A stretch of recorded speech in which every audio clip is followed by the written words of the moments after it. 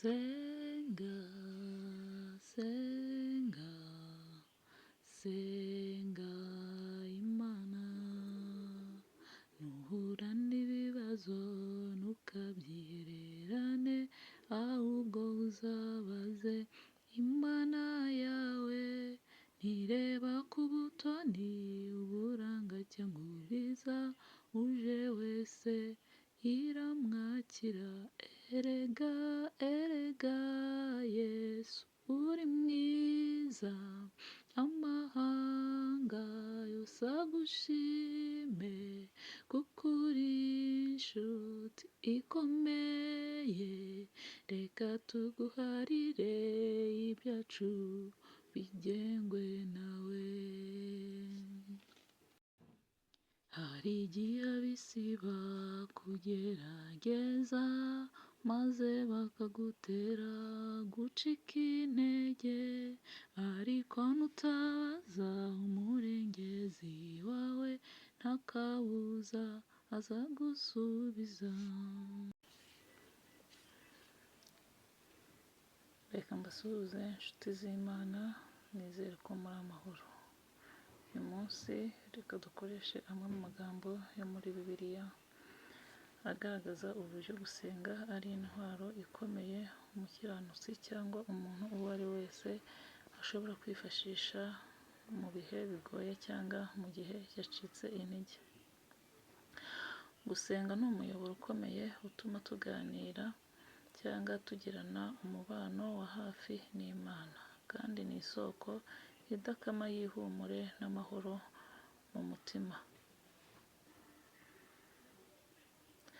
Iri somo rigezweho rigaragaza uko gusenga bikiza umuhangayiko kandi bikagarura icyizere. Iri somo ry'ihumure, gusenga ni igisubizo cy'umutima uhangayikishije. Ubu buzima burangwa n'ibihe bikomeye bishobora guca intege umuntu. Namwe ubwanyu mushobora kuba mufite ibi bibazo bibaremereye, cyangwa ibyemezo bikomeye mugomba gufata. Mu bihe nk'ibi, gusenga ntabwo ari umuhango, ahubwo ni ukwiyegereza Umuremyi uzi buri kintu cyose utambutsemo.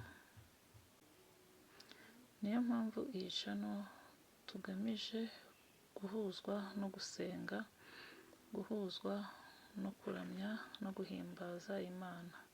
Gusenga bikuraho umutwaro w'umuhangayiko. Iyo usenga uba ubwira Imana ibiguhangayikishije byose. Ubushakashatsi cyangwa ubuhamya bw'abantu benshi bwerekana ko gushyira ibikuremereye mu maboko y'Imana bigabanya amaganya. Bibiliya mu rwandiko rw'Abafilipi 4:6-7 itanga ihumure rigira riti: ntimukaganyire mufite icyo muryarya, ahubwo mu kintu cyose mwirege ku Mana, munasabe musingiza. Ikintu cya mbere cyangwa inyungu ya mbere mu gusenga, umuntu ahabwa amahoro arenga uko umuntu abyumva. Inyungu ya mbere yo gusenga si uko ibibazo bihita bikemuka ako kanya, ahubwo ni amahoro aza mu mutima wawe. Ayo mahoro atuma utuza naho waba uri rwagati mu gihuhusi cyangwa mu bibazo, kuko uba uzi uko utari wenyine, kuko wishingikirije isengesho. Ikintu cya kabiri, Imana irumva kandi ntabwo ijya itererana uwayishatse. Uko waba wiyumva kose, waba ucitse intege, wumva uri wenyine, cyangwa ufite ibikomere, Imana iguteza amatwi. Ntihindurwa n'amakosa yawe cyangwa intege nke zawe. Igutega amatwi nk'umubyeyi ugukunda by'ukuri. Noneho ikindi kintu cyiza kigaragara mu gusenga ni intambwe zikora ku mutima zo gusenga utuje. Bwiza Imana ukuri. Kubita hasi uburyarya, uyibwire agahinda n'ubwoba bwawe nk'uko biri. Tega amatwi mu mutuzo. Nyuma yo kuvuga, guma mu gace gace utuje, utekereze ku rukundo rwayo.